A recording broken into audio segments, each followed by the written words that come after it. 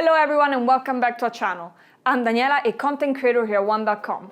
In this video, I will explain to you what evergreen content is, and stick around to the end because I will give you 5 examples that you can use. So first thing first, what is evergreen content?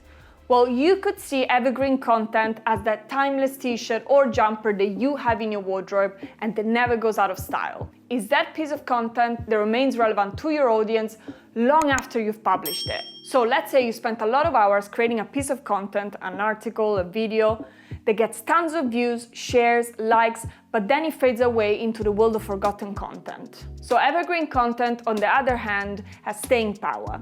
It continues to attract visitors and views and engagement and even convert leads over time, which is great. But now let's talk about the pros and the cons of evergreen content. So the pros of evergreen content is that it's a gift that keeps on giving.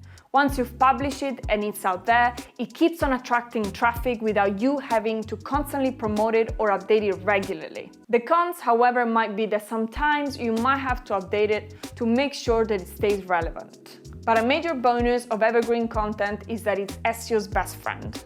Search engines adore valuable and consistent content. And evergreen content works like a treat for Google's algorithms. They help you climb up those search result ranks and stay up there. Now let's talk about creating evergreen content.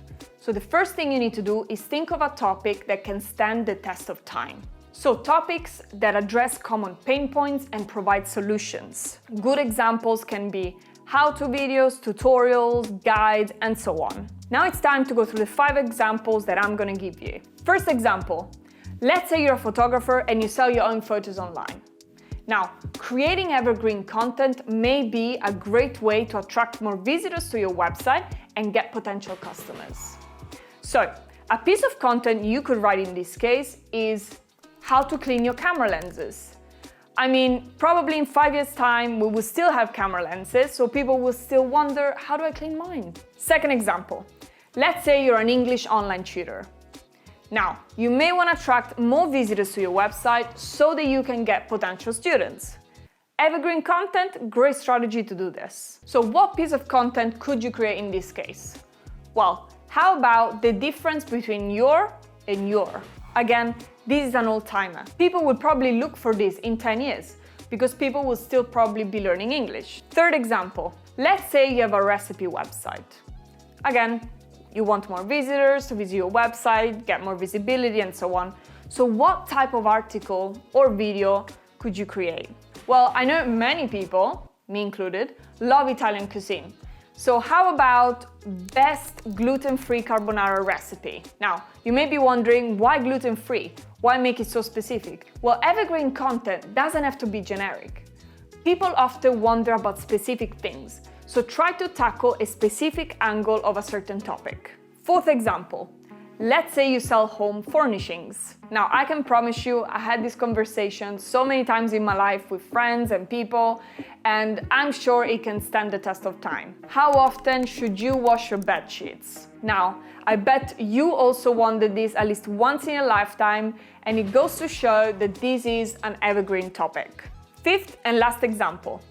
Now, let's say you're a travel agent. I don't know about you, but this is something I'm very curious about.